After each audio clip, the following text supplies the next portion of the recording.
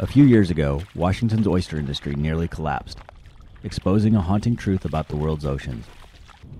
Kathleen's family business nearly dissolved beneath her feet. The seawater that once nourished their oysters, both on the mudflats and in hatcheries where they buy their oyster larvae, instead had started to kill them. The reason? Rising CO2 emissions from our cars and power plants is changing the chemistry of the sea. This phenomenon, known as ocean acidification, was always expected to hit shelled creatures hard, but that wasn't supposed to happen until late in the century.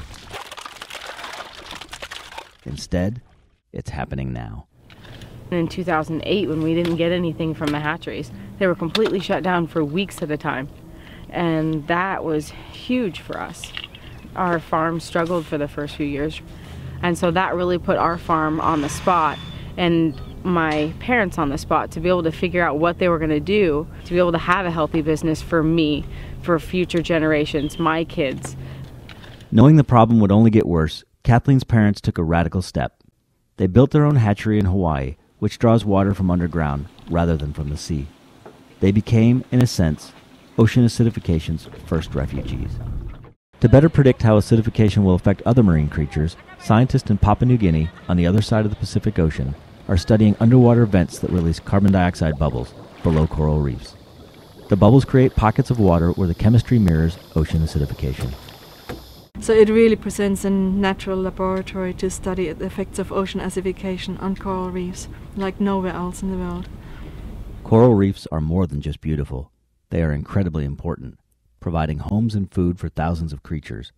A quarter of the world's fish rely on corals at some point during their lives. But CO2 from the bubble sites is helping turf-like algae, seagrass, and slime crowd out the reefs, making life extremely difficult for corals and the creatures that live there. But it's not just where fish live that is at risk. Working mostly with clownfish, researchers figured out that carbon dioxide can change a fish's brain, scrambling its hearing, its sight, and its sense of smell, even the likelihood it will turn left or right.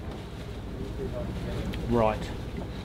That leads these CO2-altered fish to die more often than fish in normal water.